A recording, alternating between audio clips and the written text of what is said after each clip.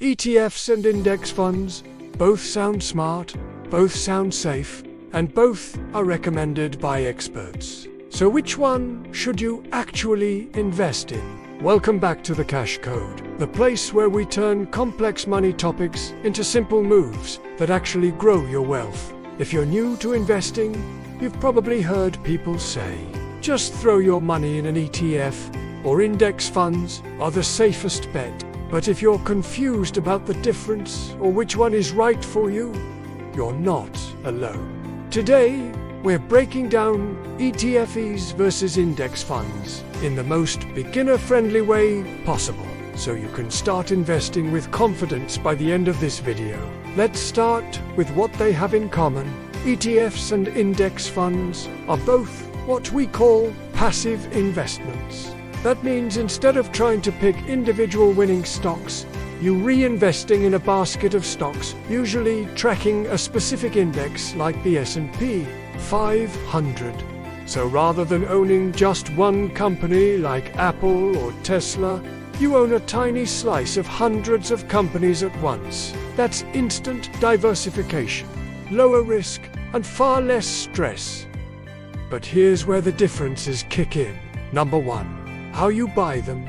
ETFs stands for Exchange Traded Funds, which are traded like stocks. You can buy and sell them anytime during market hours, and the price changes throughout the day.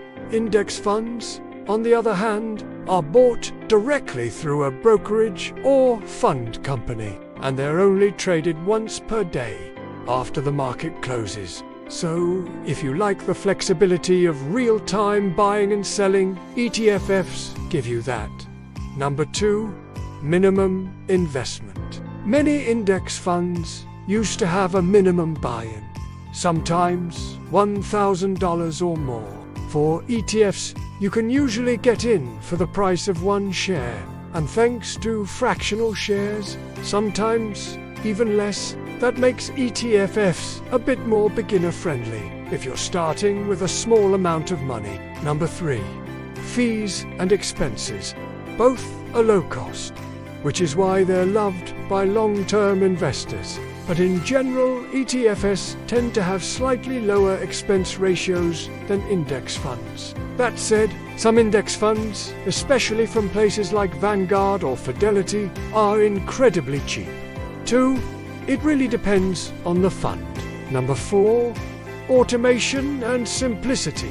If you want to truly set a ton-forget-it investment, index funds shine. They're easier to automate with recurring investments, and they're great for long-term retirement accounts. You can schedule automatic buys every week or month and not worry about timing the market. ETFs can also be automated, but depending on your brokerage, the process might not be as smooth. Number 5. Tax efficiency. ETFs usually have a slight edge when it comes to taxes. Because of how they're structured, they tend to generate fewer capital gains distributions compared to index funds. That means less surprise taxes at the end of the year. But again, if you're investing through a tax-advantaged account, that difference doesn't matter much. So, which one is better? Here's the honest truth. There is no winner. Both are excellent tools. If you want more flexibility, real-time control, and a super low entry point, go with an ETF. If you're focused on long-term investing, love automation, and don't care about daily price changes, an index fund might be perfect. What matters most is that you start. Too many people stay stuck comparing options and never invest $1. Don't let that be you.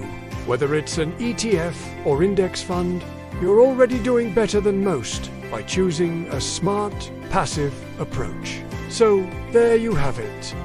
ETFs versus index funds. Broken down the Cash Code way. Keep it simple, stay consistent, and stop trying to time the market. Time in the market is what actually builds wealth. If this video helped clear things up, go ahead and like, subscribe, and hit that notification bell so you don't miss the next guide. And drop a comment Are you Team ETF, Team Index Fund, or still deciding? Remember, it's not about picking the perfect option. It's about taking consistent action. This is the Cash Code, and I'll see you in the next one.